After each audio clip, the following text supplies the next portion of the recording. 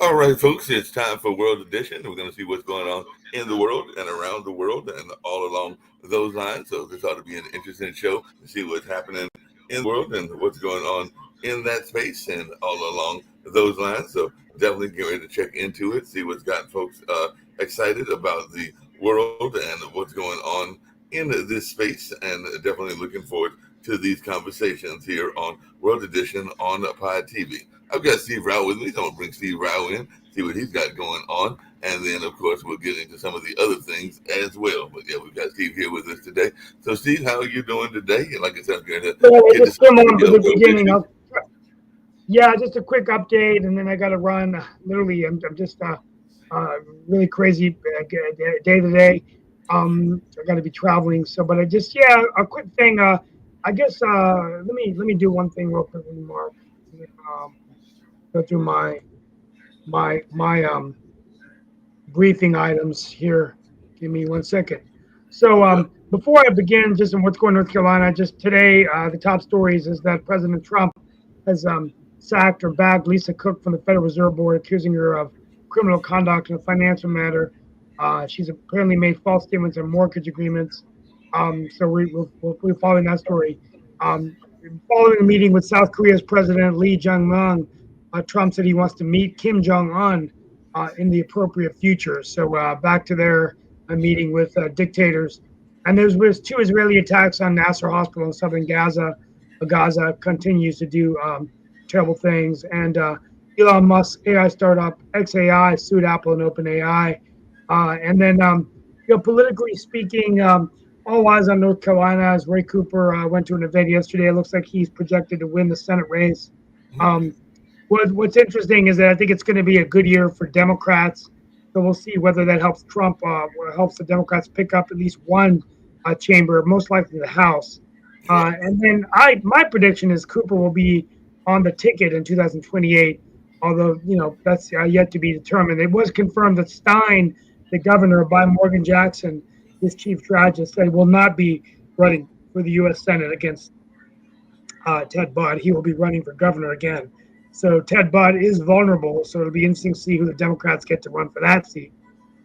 Maybe Wiley Nickel, who's running for Wake County DA, most likely. But anyway, an interesting time. Continue to talk about tariffs, small businesses being hurt, what that's doing to Indian businesses. Maybe people are really mad about the U.S.-India relationship. Has it taken a step back, or is it simply just more negotiating tactics from Trump? So more to come on that as we play out the future. And it's just great to be here today for a few minutes. I'll try to be back on longer tomorrow and next week, but I just wanted to give you my quick updates today. Well, sounds good. We've got Nick with us as well. Just to add to some of what you were talking about, Australia says Iran was behind the anti Semitic arson attacks on its soil. So, Australia boots Iranian diplomats after alleging the Islamic Republic was behind the recent anti Semitic attacks. And apparently, and I know that we got people on the network that aren't big fans of the French, but the French stocks and bonds are tumbling as the government faces a potential collapse. The French stocks slide as Paris government faces a risk of collapse. So there's definitely some interesting things going on in terms of their economics. And they're saying that in the New York Times, a peace deal for Ukraine could test German reluctance to deploy troops. So Germany's Klingbeil visits Ukraine and vows security guarantees. So that's something that people are talking about as well. And Israel is facing growing pressure over hostages and the Gaza offensive. And Miriam Abu Daga, the Gaza journalist killed in Israeli strike, carried her camera into the heart of the field, is what the article was saying in The Guardian. And Reuters and AP are demanding answers from Israeli officials after the airstrike killed journalists and all along those lines. And the U.S. is doubling down on support for envoy to France after their whole anti-Semitism controversy. And France is summoning the U.S. ambassador Charles Kushner over anti-Semitism comments. So that's something to talk about as well. And Australia Post pauses U.S. bound parcel shipments. So postal services around the world are suspending deliveries to the U.S. And part of this, I'm sure, has to do with the tariffs and all along those lines. Three were killed after absolutely terrifying Typhoon Kajiki lashed Vietnam. So that's something that people are talking about. And an Israeli protesters' whole day of disruption to demand Gaza ceasefire and a hostage deal. So that's something else that folks are talking about as well. And Iran and European powers are meeting in Geneva as threats of sanctions loom large. And crime and punishment for Turkey's minister's fast lane folly. That's something that the Reuters is talking about as well. And mother kills 3 kids by poisoning their fruit juice in the Dominican Republic amid spate of such murders on the island. So definitely that's something that folks are talking about in the South American country. And Bolivia's right-wing candidate pledges to scrap lithium deals with China and Russia. So that's just some of the things that are going on in the news. Norway Wealth Fund divests from Caterpillar. I'll end today, and I'll open up maybe later in the week giving my synopsis of the Ukraine independence deal. But I think that it's so imperative that we continue to support Ukraine. I think it's a huge development. I was on the news the other day talking about it with Elaine Marshall at the Ukraine Independence Day event. I think at the end of the day, it's all about democracy. It's all about freedom. It's all about standing up to tyranny. And we just want to commend the people of Ukraine for their bravery. If we do negotiate a deal, I think it should be one that's fair, one that represents all of sovereign Ukraine. And, it's a game of inches. Every inch that they gain on the ground, every life that we save is a fight, step forward for democracy. So I say Slava Ukraine, and I hope that we can negotiate a deal that is fair, but I still stand by Ukraine, and I think it's the right thing to do for our country and our allies support Ukraine. I'm going to leave on that note. More on this later in the week, and I'm going to try to come on Sasha Star Show in a few weeks. But Mark, have a great day, and I will see you soon. You do the same. Have a great day, and I know you're keeping busy with that campaign and all along those lines and everything like that. So you have a great day, and we'll catch you later on, hopefully on World Politics later on today, and definitely on some of the other shows as well, including World Edition on Wednesday. Yeah, I'll try to come over my council meeting. Thank you, sir. Bye. Yeah, no problem. And other things that I'm seeing, and then we'll bring in Nick, see what he's got on his mind and what he else joined us. But China's Xi is to welcome Putin and Modi in a grand show of solidarity. That was reported by Reuters earlier today. And I know sometimes it's been a minute since we've seen Shaquille, but Australia has been in the news a lot. Like I said, that whole thing was going on with the anti-Semitism. And then I just saw that 2 police officers were killed in a shooting in Royal Australia. So a manhunt is underway after 2 police officers were shot dead in a Royal Australian town. So definitely that's something that people are talking about as well. And 7 jets were shot down. Trump changes claim on planes down during the India-Pakistan conflict. So definitely that's part of what's going on. And definitely there's this whole conversation as to how many wars has President Trump ended and all along those lines. And China satellite images are showing China parade weapons capable of a U.S. strike. So that's some of the things that we're seeing about in the world. Let me get to some of the U.S. news, and then I'll bring in Nick, and we'll see if any of our other usual suspects join us as well. Definitely the National Guard is still deploying down there around D.C., and they've been looking at possible deployments in Chicago and other cities as well. And they're saying that steep U.S. tariffs are set to hit Indian exports from Wednesday. So definitely even one of the people that was in the news at the BBC said, how will I pay workers? Indian factories have been hit hard by Trump's 50% tariffs. So India to ease Russian oil purchases as higher U.S. levels loom. So definitely that's something that's going on in this whole tariff conflict and all along those lines. And a flat fire destroyed a bird sanctuary as it threatens 4,000 homes in central Oregon. So definitely it's impacting both the wildlife as well as the citizens of the United States as well. And Abrego Garcia is shielded from deportation as the judge is questioning the legal process. So Kilmore Abrego Garcia was taken into ICE custody, but judge has blocked the deportation for now. So definitely, even The Guardian is reporting the case against Kilmore Abrego Garcia is a study in sadistic absurdity. And that's definitely an interesting phrase to come up with and all along those lines, but we'll see what folks have to say about this. And victims identified following a fatal illegal U-turn crash on Florida's Turnpike. And I don't know how bad the traffic was when Nick was living in that part of the world and everything like that. But even that story is playing into the migrant conversation because truck driver accused by the Trump administration of being in the U.S. illegally was, I think, part of that crash. So definitely the case of a jail trucker put the spotlight on Trump's immigration policy. So we'll see how this all plays out as well. And Travis Decker manhunt nears 3 months as FBI land search of a rugged Washington terrain. So the FBI searches the area around campground where Travis Decker's three daughters were found dead. So they're still trying to find this man who was accused of killing his daughters. And authorities have been ramping up the search for this Washington dad, but he is still in the wind as of now. And Republicans again tried to block California redistricting plan from the November ballot. So we'll see what goes on in this space. It's kind of like California against Texas. And attendees could be in for thunderstorms, dust, and hail at this year's Burning Man. And that's a big cultural event that takes place annually and all along those lines.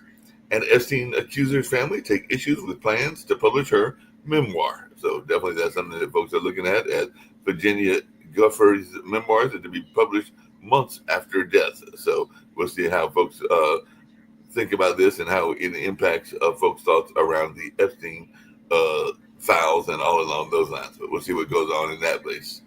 And Senate Republicans push back against Trump's call to end the blue slips. So definitely it looks like that's something that is going on as well. And FEMA staffers are accusing Trump of weakening the disaster programs. So FEMA employees warn that Trump is gutting disaster response. And we know that that could be very important in places like Louisiana, even in places like North Carolina. We just had some people that will need probably FEMA support down in the beach and all along those lines when Hurricane Aaron came through last week and all in that kind of way. So it'll be interesting to see how much teeth FEMA still has. And the Texas redistricting fight has been the testing ground for the Trump administration's latest legal strategy. So Trump floats changing the Defense Department to the Department of War. We want to be offensive too if we have to be. So renamed Department of Defense coming soon, Trump says. So instead of the Department of Defense, it might be called the Department of War. And that's definitely a legal change that may be going on as well. And Trump's Department of Justice is putting John Bolton in its crosshairs. So Bolton unleashes on Trump's Ukraine policy days after the FBI raid, and collapsing in confusion and haste. John Bolton slams Trump in his first comments since the FBI raid and all along those lines. And Democrats are nixing about $150 million in tax breaks to address Colorado's $750 million budget hole. So that's definitely something that folks are talking about. I'm going to bring Rick Rosner in since I know he's got some experience in Colorado. We've also got Nick with us. See what they've got to say about this. It looks like your old stomping ground is definitely looking at some tax breaks. So they're saying, but the Democrats are nixing the idea.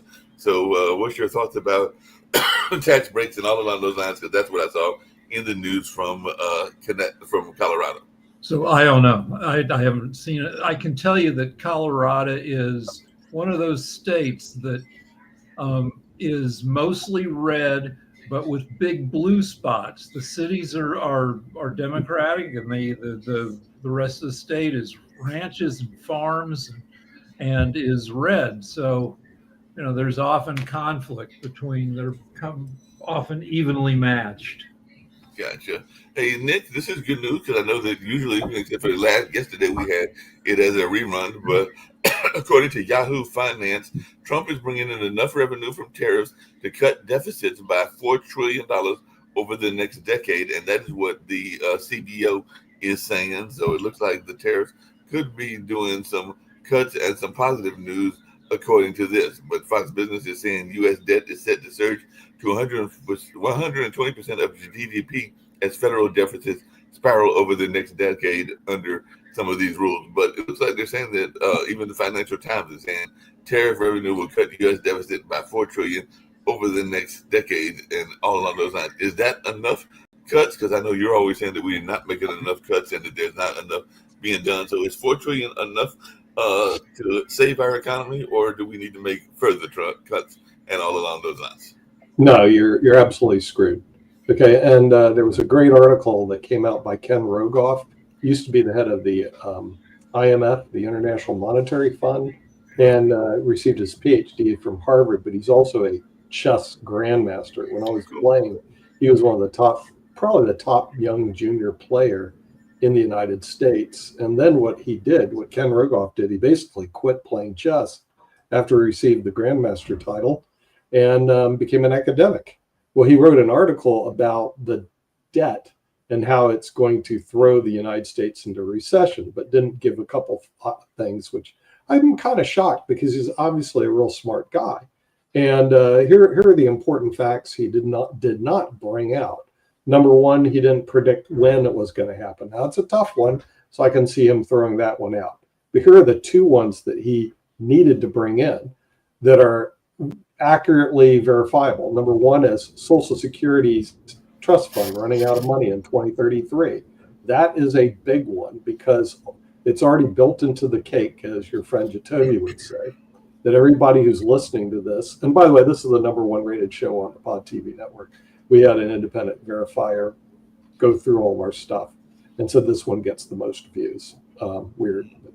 Well, what is the number two, number three? How does that? I don't know. Brandon did it, so ask him. I didn't do the review. Ask Brandon. But anyway, okay.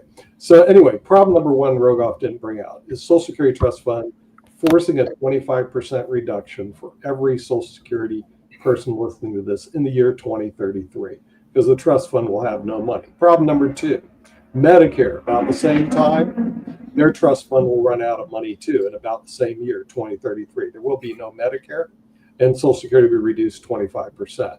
Number three, the federal deficit, which is independent of both those. They're going to rely on the federal government, which is already 30 and will be 50 trillion in debt to save their bacon. Okay, and the U.S. government won't have the funds to do it.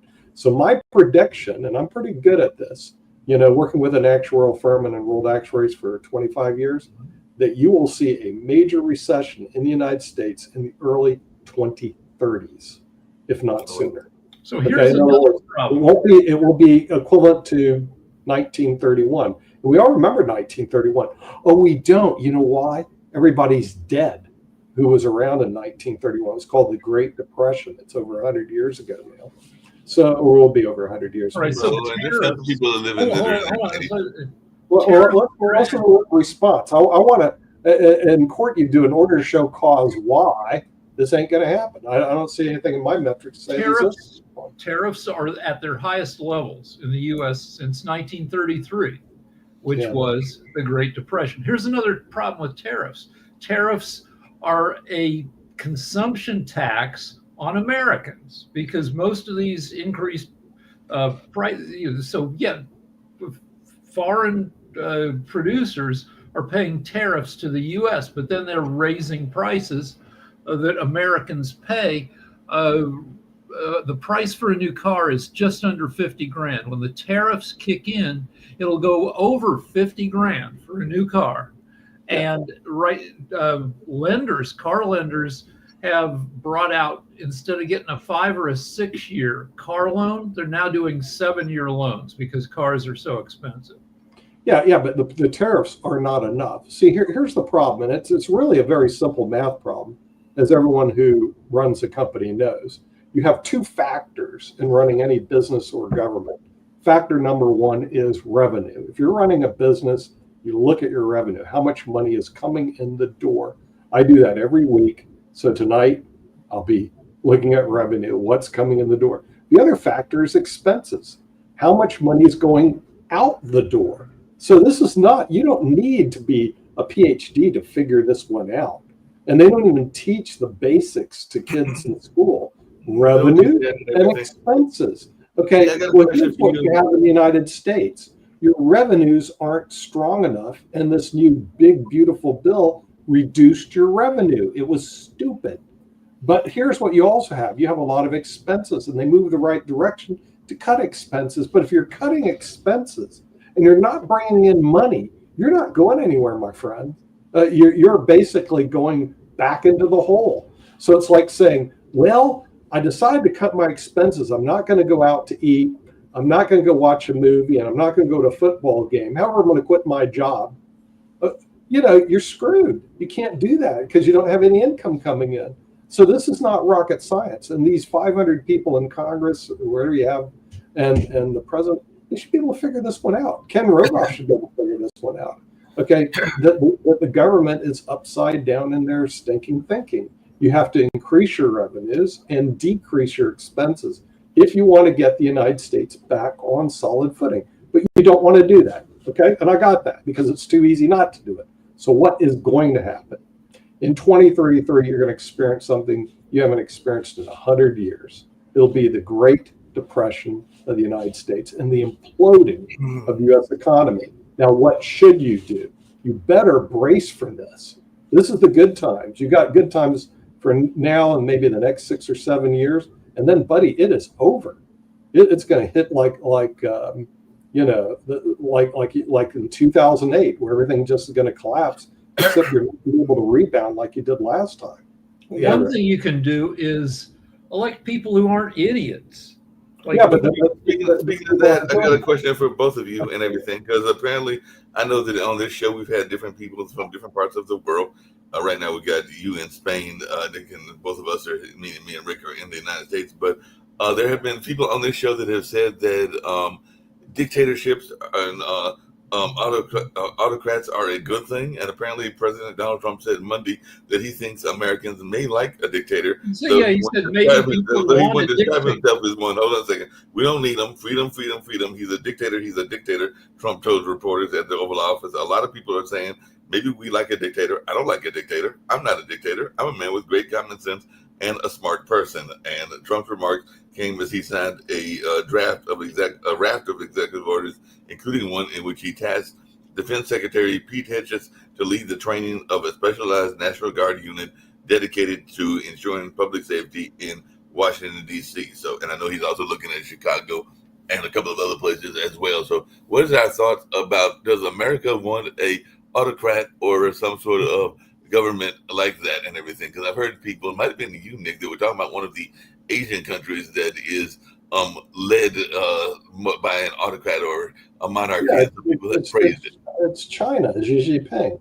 And there is a notion, what they call a benevolent despot, and they do exist out there, which actually have a dictator who does things for the common good. They're rare, so I'm not interested in that. I'm interested in result. I do like your friend Wes Moore, who's the governor of Maryland, because if you look at him and listen to him, he's really sharp. He goes, I'm interested in results. Okay. And Mark, that's what I'm interested in, results. I don't give a rat's rear about all the garbage between Democrats, Republicans, that we don't like them, they don't like us. I want results. All right. And I like quantifiable things you can grab a hold of. The American economy is quantifiable. It's something you can grasp. Anybody can grasp the income and expenses and the debt and the deficit. Or if you shouldn't, then our school system needs to really be revamped. So, well, speaking of the school system is in the news too, because George Mason University's president will not apologize to satisfy the demand of the education department, which said it had determined the university had violated federal civil rights laws, according to a letter obtained by NBC. So the letter says the federal department's conclusions published Friday make it glaringly apparent that the Office of Civil Rights investigation process has been cut short and findings have been made in spite of a very incomplete fact-finding process. So freaking the education department and Trump, they're not really interested in civil rights and fighting anti-Semitism on college campuses. They're just interested in effing with universities. They're not interested in civil rights in other areas. It's just BS. But I got to tell you, liberal or conservative, smart politicians end up coming to the same conclusions. And as Nick said, if you're smart, it's not hard to figure stuff out, and they meet in the middle. Trouble is that those people don't get elected anymore, and everything's gerrymandered so to favor lunatics who are usually idiots, and plus the whole political process turns off reasonable people. And super smart people don't really go into politics. I mean, it's kind of. Well, what do you think about Governor? What do you think about Governor Pritzker? He seems to be super smart, but he challenges Trump's threat to send the National Guard to Chicago because that's on the target list as well. And even a Chicago gun violence survivor are speaking as advocates are speaking out against Trump's plan to send the National Guard to Chicago. So it looks like he wants to target cities that may have some violent statistics that are ticking up. Chicago, I mean, Chicago's not a safe city, but it's not a top 20 most dangerous city. But Trump says he's a smart guy, but he's not.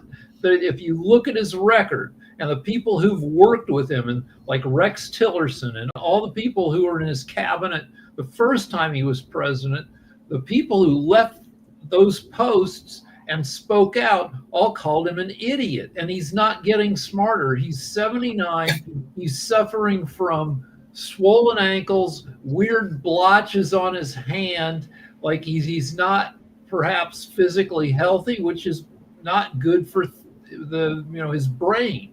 That's true. Yeah, but also smart is a relative concept. As you know, the thing is, somebody can say, well, I'm smart because I'm above average. My IQ's 115. I'm better than, 2/3 of the American public, or I'm 130. I'm better than 97% of the American public. I'm smart. But, and you might even be the smartest person in the room. That's because you're in the wrong room. If you get into a different room, you go in the rooms I go into, you're not going to be the smartest person in the room. So when Trump says he's smart, maybe he's just above average. I guess that would be considered smart. Is he super smart? Nope. Absolutely no way. I don't even know what super smart is. But speaking of above average, there is a new problem that's going on and everything, because we're now in the middle of, matter of fact, my nephew started school his senior year yesterday and everything like that. But apparently, and I don't know y'all's thoughts around this, because we've talked about this as an issue for years, as Pod TV has been around for about 4 or 5 years and something like that. But there's a wave of active shooter hoaxes at universities, and the universities are trying to figure out what to do with that. So colleges across the country are dealing with not actual shooters, but school hoaxes as classes resume. So I wondered y'all's thoughts about that, because apparently there's one that took place at, I think this is Kansas State's Manhattan campus, of what they're calling a swatting attack, which is like a fake attack and everything like that. There was one, because there was no credible threat of an active shooter on Iowa State campuses, and even Triangle Universities, which is where I'm at. Triangle part of North Carolina says that they are sharing planes for safety, as a nationwide active shooter hoaxes are triggering panic, because we know kids, particularly college kids, ain't got nothing better to do, so they're going to sit there and figure out ways to disrupt things and all along those lines. So what is our thoughts around these kids that are, let's say, 17, 18, 19, 20, that are figuring, well, I'm going to a new school. I think I'm going to sit there and try to put together a hoax. And I'm not saying that they are necessarily college kids. They could be adults. I don't even want to discuss this subject, because the people in the United States aren't interested in solving the problem. I've already gone over ways you can solve it. Number one, you repeal the Second Amendment, which you're not going to do. Number two is you create institutions like you have, where when I go to court, the courts are locked down, secure. If I go travel in airports around the world, same thing. But the U.S. isn't interested, so it's not worthy of even a discussion until you become interested in it. So speaking of worthy discussion, it's a problem that's solvable, but the Americans aren't interested. They've solved it here in Spain because no one has guns. So it's solvable.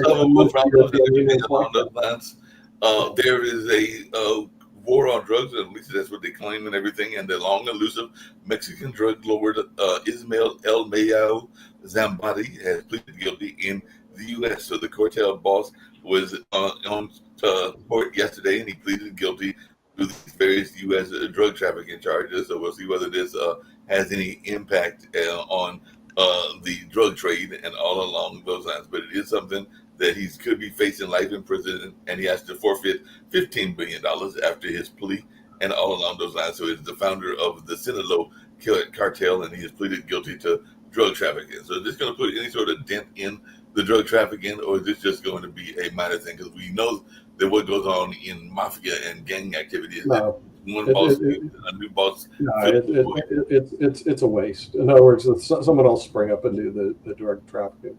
I don't see that's a solution at all. As they say in Pawn Stars, isn't happening. But like I said, there are problems in the U.S. you can solve if you want to. You can solve the upcoming fiscal crisis. Now, if you don't do it, I'm already looking to invest in the Kuwaiti dollar, because it seems to be a pretty strong currency, and invest more overseas, because I don't see the U.S. being a superpower, or frankly, even having an economy in 2033. As they say, ain't going to happen. If I could sell it short right now, I would be a multi-billionaire, because I'd sell it completely short. The metrics just aren't there. And our actuaries are saying the same thing. And remember, these are the actuaries that predicted the fires in California, and everybody's ignoring it. And what happened there?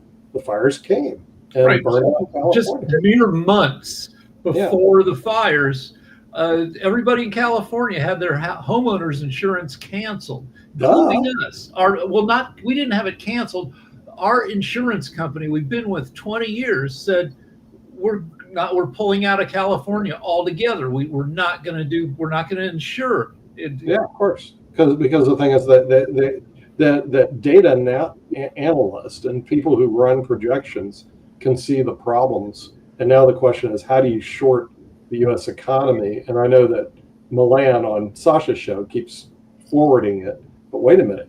In the next decade, he needs to short it. He doesn't want to put half his eggs in the S&P. In 2007, the value of everybody's house was going shoot up into the stratosphere because they were giving mortgages to people who couldn't pay them by the millions. It was part of the mortgage packaging scam. And in the middle of that, I'm like, our house is worth more than it ever has. It can't continue. How can I turn this into something? I wish I could have shorted the value of our house. Turns out there was a way, not for regular people, but these credit default swaps that they made movies about. You bought insurance on crappy mortgages that would pay off if the mortgages defaulted. So there'll be ways to short the American economy in the 2030s. And David Walker's book, America Superpower in 2040, the answer right now is no. It will not be a superpower. When David Walker wrote initially, he keeps updating his book, but when he wrote his book initially, he had no idea that we would get 8 years of governance by an absolute schmuck. Yeah, well, that's true. And you did not realize that. I do have a question because I've seen this commercial that's been running, and we may pick up the commercial ourselves from ASCAP, which is the it's kind of like the folks that deal with, not ASCAP, that's music, but the folks that deal with pets and all along those lines, because there has definitely been a rise in places that are very hot, like there in Spain, as well as throughout the U.S., of animals that are abandoned and are dying constantly, and all along those lines. So there's been a big push of PSA campaign to rescue these animals. And I just saw an article where people are asking about Katrina, because a lot of animals were killed during Katrina because they were told to leave the animals and rescue themselves and everything like that. So this is a issue that's been going on and everything along those lines. But I was just wondering y'all's thoughts about this, because there's definitely a lot of folks that are worried about the safety of their animals and everything like that. There was even a Pet Evacuation and Transportation Pets Act that was supposed to incentivize states and agencies to include pets in their disaster planning. So definitely that's something that came up, and that's probably one of the things that might get cut, because I can see cutting that, because it's estimated that between 150,000 and 200,000 people didn't evacuate ahead of or during the storm, because they're asking people to learn lessons from Katrina storm as well. So nearly 1,400 people died in Katrina, making it one of the deadliest hurricanes in the U.S., but a lot more probably critters and pets died as well. So what is our thoughts around this, and whether folks just need to leave their animals alone? Because I have seen this ad; it's been running for a while, and I may try to pick it up for our network about how animals are suffering in the heat of the summer and are dying, and the pictures look very sad. So some adoption agencies for pets are really strict, and they'll come and they'll do a home visit, and they'll just ask you a ton of questions and make sure that you're really going to follow through and treat your pets right. And they should probably start adding some more questions, like, do you have an evacuation plan that includes your pets? What is your house set up to keep your pet cool if it gets to be 108 degrees outside? People are fallible. Most people are good people as long as there's no pressure. You start applying pressure, like a disaster, or like you're jobless and you can't afford to keep your air conditioner running. Once you start putting pressure on people, they start screwing up. And that includes, being able to take care of their pets. Yeah. But also the thing is, you also have to look at about taking care of people. Why are we discussing this when there's 70,000 homeless people in LA? Los Angeles.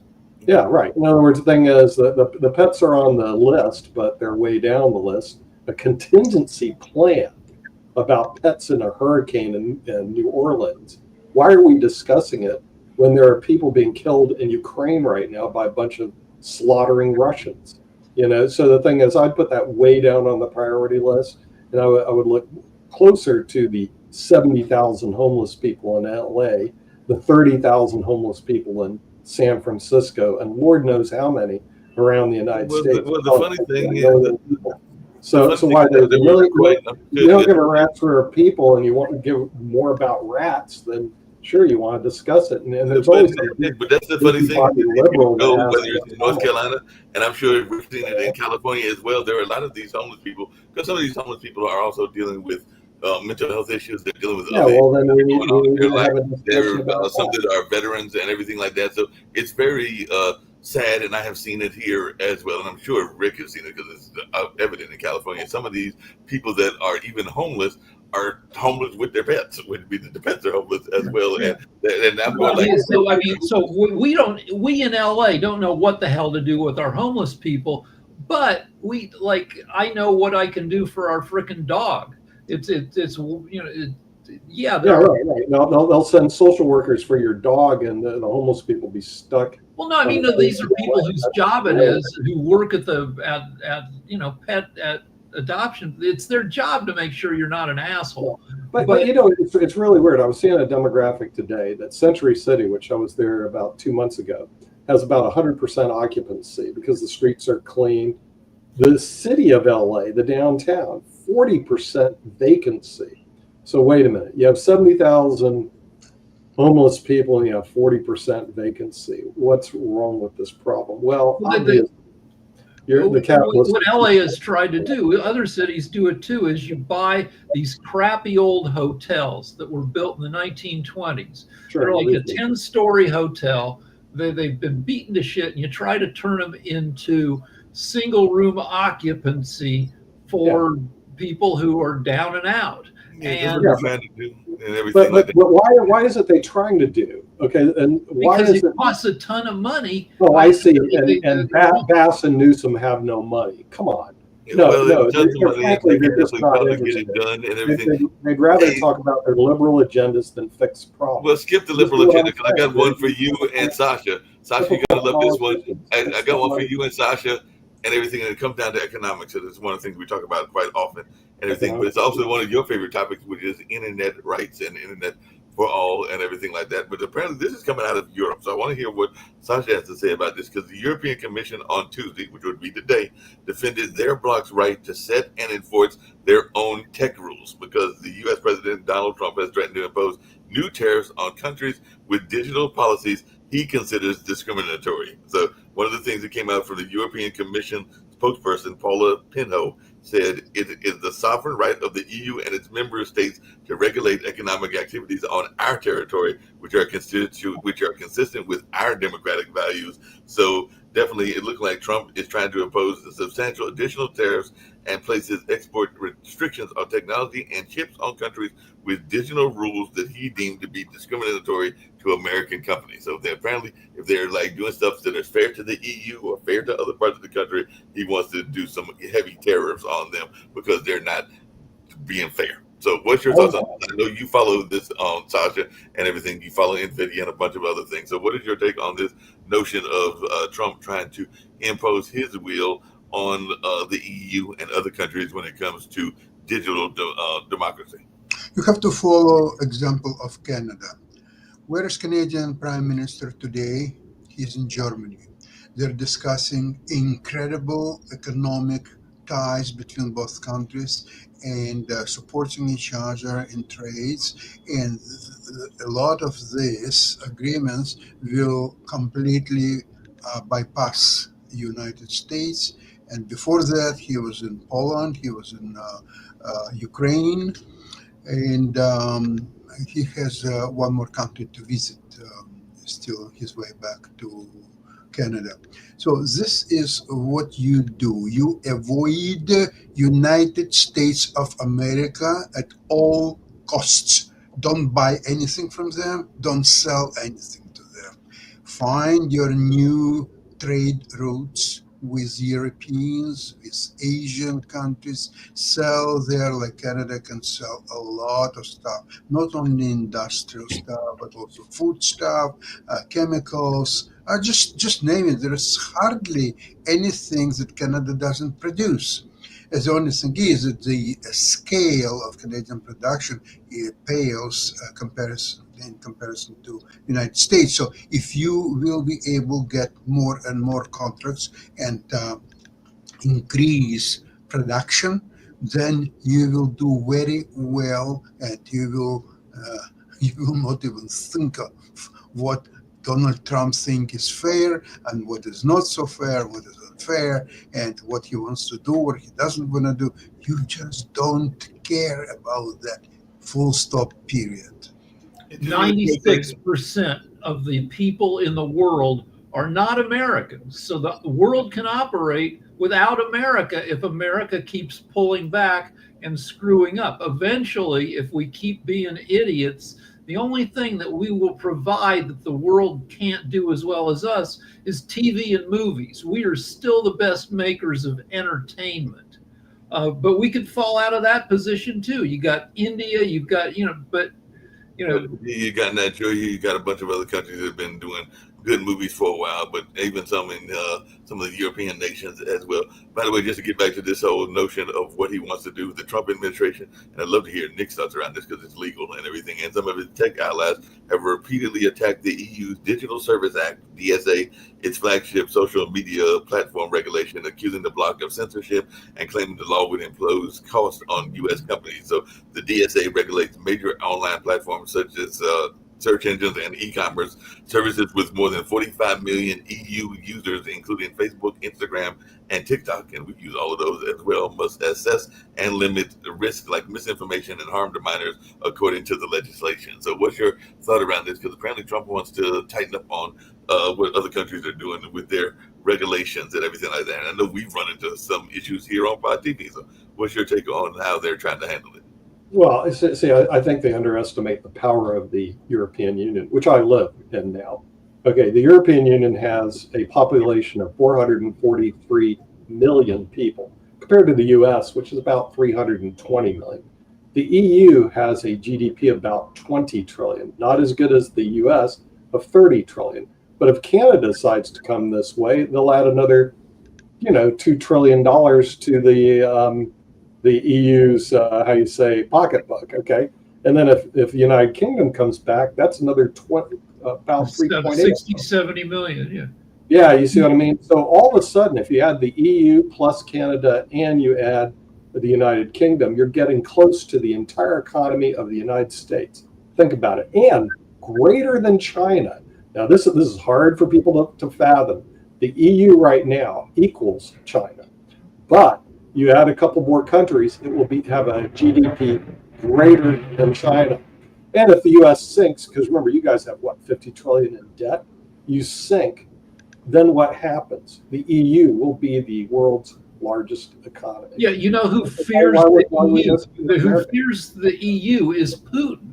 The Brexit deal a few years ago was engineered with propaganda from Putin. Putin wants to screw up Western democracies, and his propaganda has helped make America what it's become.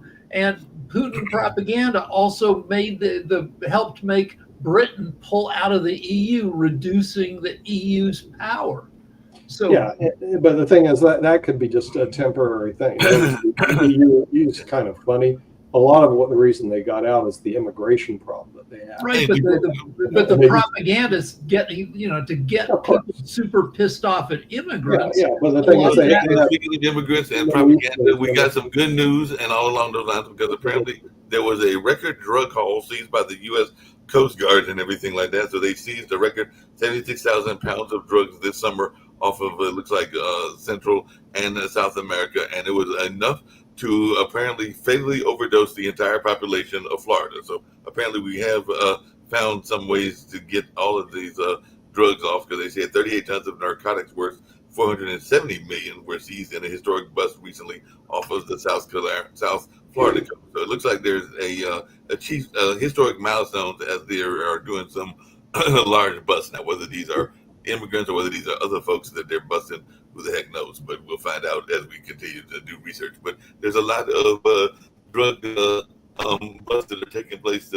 Maybe they won't get into the U.S. as fast as they were. So what is our thoughts? Because this came literally directly from like CNN and some of our other major news sources talking about the fact that they grabbed enough drugs that could have fatally overdosed your entire Florida's got a very long coastline and a lot of people in Florida who are willing to be in the drug trade. But one of the main problems with drugs now is that they've gone from being this big to being this big. Fentanyl is so portable and so smuggleable because it's 100 times more powerful than heroin. So if you got to hide like a thing of heroin that's this big somewhere in your car to get it over the border, with fentanyl, you have to hide something this frickin' big. So it's not going away. They're not gonna, the anti-drug police forces are going to do, they're not going to make the problem go away. Yeah, and you're just dealing with the symptom of the problem. The problem is the end user. In other words, the people that are trained since birth, given this super liberal education that they can have and do anything they want, including having drugs. Now, as that changed, which it has in the world of cigarettes, people have stopped using, or at least they started slowing down the use of cigarettes, which is one reason I'm really not sure about investing in Alteria. I would love to invest in it because I know it's addictive and the stock plays a great dividend. But my concern about cigarettes is people are getting smarter and they're not smoking. They do here more in Europe than they do in the US. And now with drugs, again, it's an educational standpoint. You got to cut it off at the beginning, and they just won't do it. Or you can legalize more drugs. If you do that, then you have people buying drugs at official dispensaries where they know what they're getting. I agree. Down here in where am I? In Barcelona, and when I was in Czechoslovakia a couple of weeks ago, there were cannabis stores all over the place. So if you wanted to buy a weed, you could just go buy it. Were they crowded? No, because the thing is, it was illegal. So no one was like, "Oh, I'm getting my drugs legal." No, it was there, but very few people were there actually. So what I think you need to do is you need to cut it off the root. What you're trying to do is you continually try to beat. Nick, what are your thoughts around? Because I see Kim's here and in the background and everything. But what are your thoughts around FEMA? Because it does look like FEMA, which is supposed to be disaster relief, is getting some serious cuts. And I know that you're a fan of some of these cuts, but I'm not sure about this one. I'm just wondering your thoughts because apparently there is a lot of trimming taking place in this whole federal emergency situation. And like I said, I know that Aaron hit the coast recently and everything. We know about the fires that were up in the mountains and FEMA helped with that. And then, of course, there was Katrina way back when and everything. But what is our thoughts around FEMA and these drastic cuts that are going on? Are they needed, or is this a case where he might have been cutting too much? I was just wondering your thoughts around this. I've never looked at FEMA, never used FEMA. I grew up in Florida where there are lots of hurricanes, and I have no interest in FEMA whatsoever. So if they cut it out completely, I'd be okay with it. In other words, and our church actually has a big FEMA-style emergency relief that's better than FEMA. So why do I care about FEMA? It's a government-run, inefficient organization. So I'd get rid of it and save money. But please, you still need to collect taxes here and cover the buttonhole, buddy. So you can't be half right in an equation and expect to get an A. You got a C at best, maybe a D. Well, speaking of C's and D's and everything like that, what is your thoughts? And maybe Sasha's got some because he did serve in the military of the Soviet Union when it was the Soviet Union and all along those lines. But why are we changing the Department of Defense, which has been forever, to the Department of War and everything like that? So this is the latest change. Trump wants to change the name from the Department of Defense to the Department of War. And this is a Trump initiative. So this is throw everything you can at the wall and hope people are distracted from the others. Well, from Epstein, for instance. 100 years ago, it was the Department during Civil War times, it was the War Department. It was the War Department during World War II. I mean, what's in a name? Normally, I would think it's irrelevant, but do you see what happened with Cracker Barrel? So Cracker Barrel got rid of Uncle Herschel, who was on the front of Cracker Barrel, and they replaced it with basically a bland, stupid logo. And of course, they lost about 200 million in market cap, which even would send Sasha going crazy if it comes to losing 200 million. I'd So, like to ask one question. Nick, in chess, sometimes people say the best defense is an attack. yeah, of course. So why don't you change the name into Ministry of Attack? That would be by far. Yeah, you can do that, right? Ministry of War. You could do Ministry of Attack. But the real problem is that you have a $1 trillion budget, and you don't get $1 trillion worth of use out of it. Remember, the Soviet, Russia's was like 70 billion, and we're at 1 trillion. Then they moved theirs up. They doubled it. Maybe it's 140 billion. We're still $1 trillion. Okay, now wait a minute, guys. If you have all this money, why can't you produce results? In other words, I'm into results, which means you should have better equipment that can go to Ukraine and knock the bejeevers out of Russia. If you can't do that, you don't need $1 trillion. I'd cut their budget in half until they got their act together. I'd make it 500 billion and save the 500 billion, because obviously they're wasting the money. With equipment going to Ukraine, here is a 100% fraud is being happening. What's happened is this. So U.S. now says under Trump, no help to Ukraine. It's European Union or NATO or whoever else is buying from United States all kinds of weapons, and they are then being delivered to Ukraine. So we don't finance anybody. We are making money by providing the weapons, and everything is great for the United States. But here is one thing, and that's already working, by the way. But there is one problem. Remember, Trump asked Zelensky, why don't you attack the Moscow? And Zelensky said, of course we would if you would have necessary weapons. So this question of Trump, which is on the surface, is quite innocent. In fact, it hides the truth that all U.S. weapons categorically disallow Ukrainians to use it against attack on Russian territory. So here you're selling weapons to European unions, you're making money. On the other hand, you're helping your friend Putin to avoid, actually the only reason why Ukraine would acquire these weapons is to strike on Russian territory. So this is absolutely incredible. I will talk about it on upcoming Ukrainian show. And you can read the Wall Street Journal or New York Times. Everybody is now talking about that. So the U.S. defense budget is more than the combined spending of the next 9 highest spending countries combined. And we can't, the Ukraine invasion by Russia is the biggest invasion in Europe since World War II. So we have all this money. We spend $1 trillion a year on defense, but politically, because we're run by idiots, we can't even do anything about the thing we should be doing something about.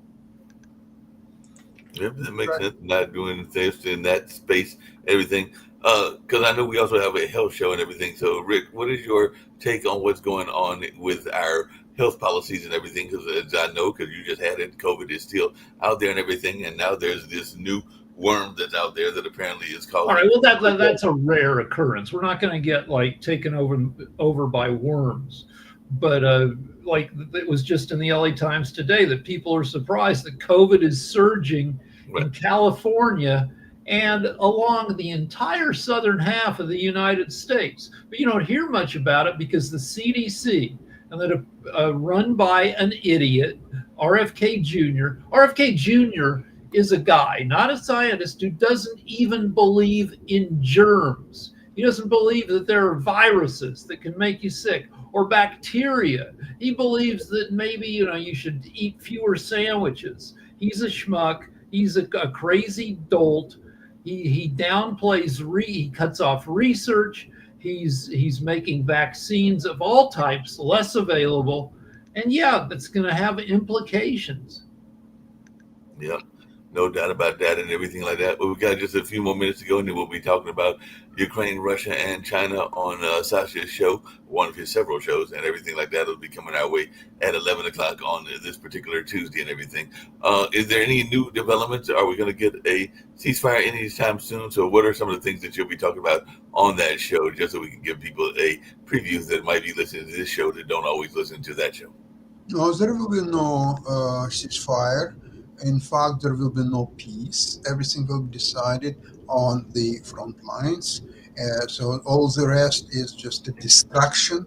It's demotivating of Ukrainian army and its friends and countries which are helping Ukraine great deal. So it's all distraction. In fact, Trump is giving Putin another 2 weeks or 3 weeks or 7 weeks. Nobody can't count anymore what exactly it is. But Trump, for all this 8 months of his presidency, he does nothing but covers Putin. He allows him without any punishment continue its murder activities, bombing Ukrainian cities, villages, killing children, women, men. So It's incredible. So Trump is having health issues that, of course, they're not talking about. The top of his right hand is either blotchy black or covered with a thick layer of makeup. His ankles are swollen. He's having trouble walking in a straight line. So what happens if our president becomes debilitated? And what happens if he turns over control to J.D. Vance, who isn't popular, but is friends with all the tech bros? So the U.S. is, we may be seeing further political changes as Trump's health gets worse. Yep, that is quite possible and everything like that. It looks like Jonathan does not have the link for right now, so I'm trying to get him the link and everything like that. So we're going to wrap up this show and get ready to start off the other show as well. But I'll get ready to pull us off of here and also get Jonathan that link, but everything like that. So let's get on out of here, and we'll have another discussion on tomorrow.